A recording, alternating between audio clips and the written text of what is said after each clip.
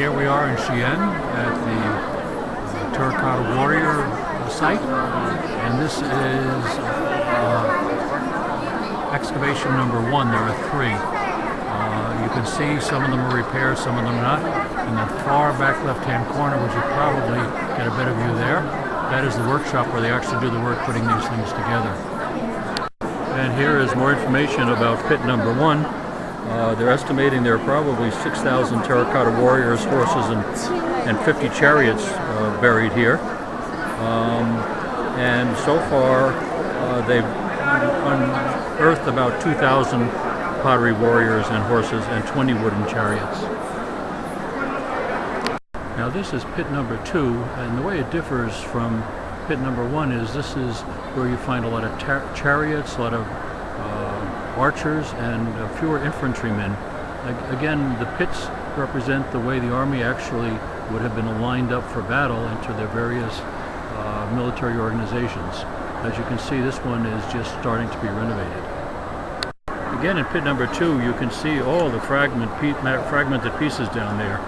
And again, it gives you an idea of the tremendous puzzle job that's necessary to bring these sites back to the way we saw in pit number 1. And here we have some typical figurines that have been restored that were recovered from the pits. And this is an archer.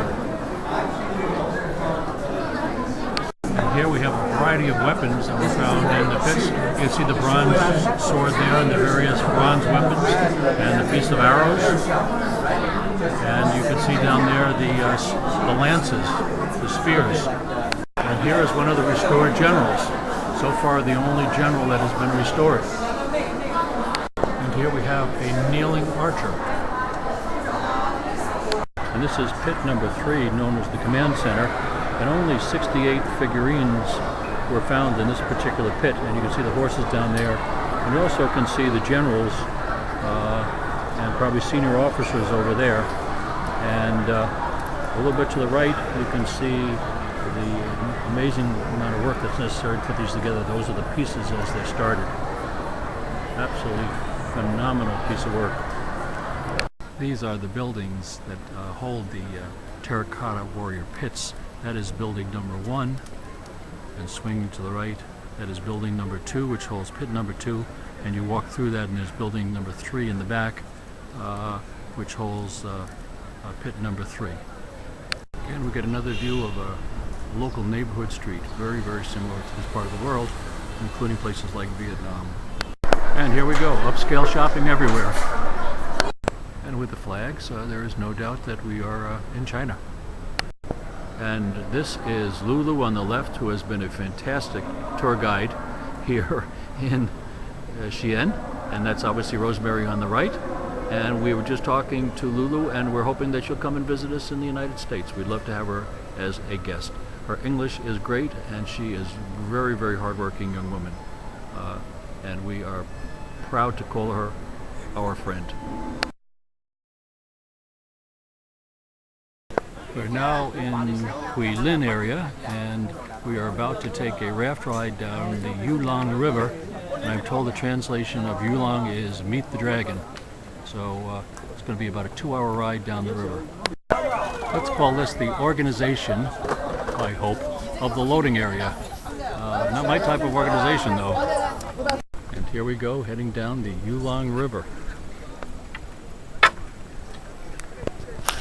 Here we have the famous Guilin Mountains in the background, formed on the ocean floor 30, 40, 50 million years ago as a result of volcanic ash that accumulated and mixed with sea life and sea plants. We just hold feet up because we're about to go over this little dam here. It should be very, very interesting.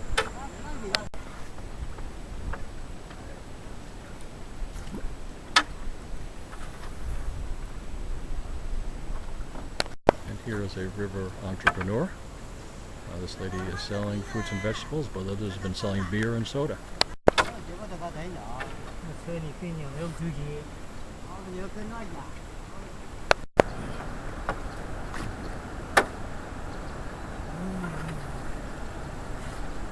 And here we are in this gentleman's house. He's a farmer in the area, and we're here to have lunch with him and go out and actually work in the fields with him. And for this farmer, and his name is Xian, this is his water source. And this is Xian's farmhouse, and Tao was just telling us that those windows are a new addition. In the old days they didn't do the windows because they were afraid for security reasons of robbers, so we really just had the doors. But it was not warm inside because the ceilings are so high. Flavor. Now this is the seeds from the squash plants that are used for both body cleaning and also for cleaning things like pots. And this is the area in the house that is reserved for respect for the ancestors. And here we just had lunch in the farmer's house, and that's the farmer's wife, and that's the lunch on the table, and it was delicious. Absolutely delicious. And this is our tour guide and our new friend Tao here in Guilin. That's good, and his English is excellent, and he is one fine gentleman. And that lady to his right is obviously Rosemary, and we're at the airport getting ready to go to Shanghai. And this is a partial view of the Shanghai skyline. Two impressions you get right away. First of all, it's huge. This is just one small portion. Second thing you get is there's no two buildings alike. The architectural differences and designs and interests are just extremely exciting to look at. And in Shanghai, we are at the area known as the Bund, B-U-N-D, which just is an Indian word from India, which means waterfront. And here is the skyline behind the Bund, and these buildings were all architected by a different architect, and all built in the last 20 years. I'll give you a view here without making you too seasick. And along the Bund here, we have all of the buildings built by the British in the 1920s. So this was the center of British activity in Shanghai back in the 1920s and 1930s until World War II. Here we are with the Shanghai skyline from the Bund. And here is actually, I'm going to call it a boardwalk or the walkway on the Bund. This is the old French section of Shanghai that's been redone into shops and restaurants and very, very upscale. And here we are at the Shanghai Museum, and we're about to go in. And here we have the inside of the Shanghai Museum. It's all of a circular design with various exhibition halls going off of the circle on each floor. Then there's about 5 floors in total. Beautifully laid out. And here we are in the minority section of the Shanghai Museum, showing the various dresses for the 50 some odd minorities that live in China. And here's a close-up of just one of those outfits. And here is a second close-up of an ethnic group. What we're looking at here is furniture made probably 500 or 600 years ago, made out of sandalwood. Very light density wood.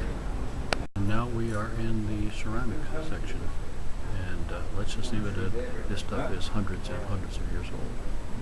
We're now in the section on Buddhist sculptures. Now this is the real Chinatown in Shanghai. They even call it Chinatown.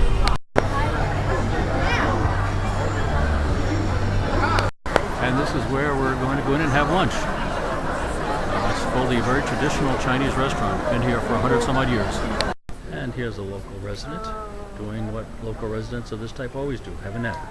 And here we are on the Yu Gardens. These gardens were built back in 1559 by a very wealthy Chinese businessman here in Shanghai, and this is just one small section of a very, very large garden.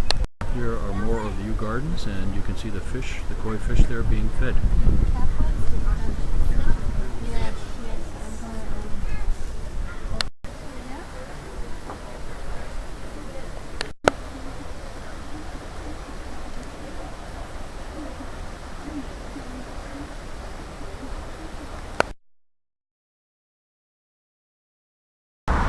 Here is the main thoroughfare in Beijing. Notice the landscaping along the way, and the traffic is moving along perfectly, and not too much smog today. Now you can start to see some of the famed Beijing traffic, but also in the background you can see more of the architectural skyline of Beijing, which I am very, very attracted to. It is all new and all gorgeous. And here we are entering Tiananmen Square in Beijing, and in the far distance there, that is the entrance to the Forbidden City. So as we get a little closer here, we'll see some of the decorations that they're putting up in celebration of October 1st, which is kind of like their July 4th. This is the Hall of the People. This is where their equivalent of a Congress, where the communist officials from all over China meet periodically. And this building is right off of Tiananmen Square. I'm standing in Tiananmen Square as I take this picture. And again, looking in the other direction, 180 degrees across from the Hall of the People, the Congress Hall, we are now looking at the National Museum of China, the largest museum in China. Again, still on Tiananmen Square. Now I'm looking in this direction, and that is the mausoleum for Chairman Mao. That is where his body is on display. And again, still in Tiananmen Square, and this is some of the landscaping that is just absolutely gorgeous. And here's a closer up view of the entrance to the Forbidden City with a picture of Chairman Mao there right over the gate. Again, we're in the third courtyard here of the Forbidden City, and you get to see how really huge this place is. In total, it runs about 180 plus acres. Between all the courtyards and all the buildings, you can see more buildings still way further out in the back. So we're in the distance over there, you can see another gate. We go through to the next courtyard. This gives you a close-up of some of the woodworking and the artwork that goes into all of these buildings. Absolutely gorgeous. Supposedly there were 1 million workers here putting together the entire Forbidden City, which includes the stonework, the woodwork, and all of the artwork. This is Jack trying to get a job as a rickshaw person. We ran a little low on cash, and he needed a few more dollars to get us through the day. So he's trying very hard. Good job, Jack. Here we are, early morning Beijing. It's about 6 o'clock in the morning. I'm up outside getting a little exercise, listening to the traffic and the hum of the city. And there's a very minute part of the skyline.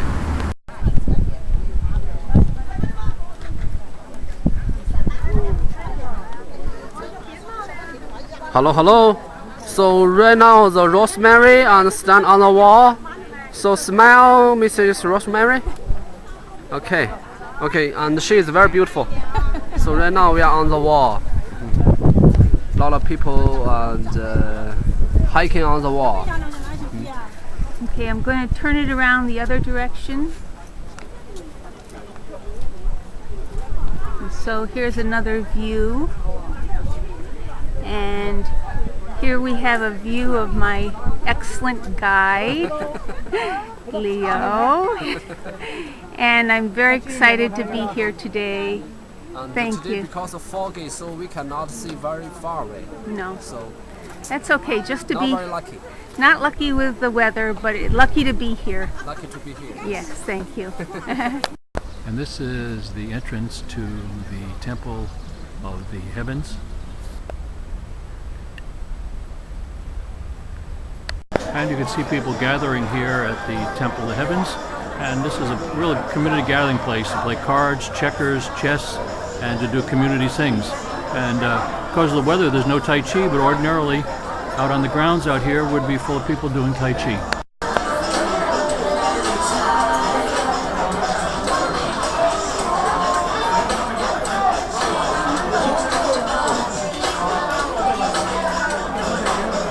And here is a good view of the Temple of the Heavens. Again, this is built in about 1420, the same time period as the Forbidden City, and also the same emperor in the Ming Dynasty. This is a good picture of the courtyard here in the Temple of the Heavens, and Again, these are all built in the period of 1420, and they're all on about over 500 acres, about 3 times the size of the Forbidden City, which and the Forbidden City is big in itself. And here's some of the beautiful painting along these corridors at the Temple of the Heavens.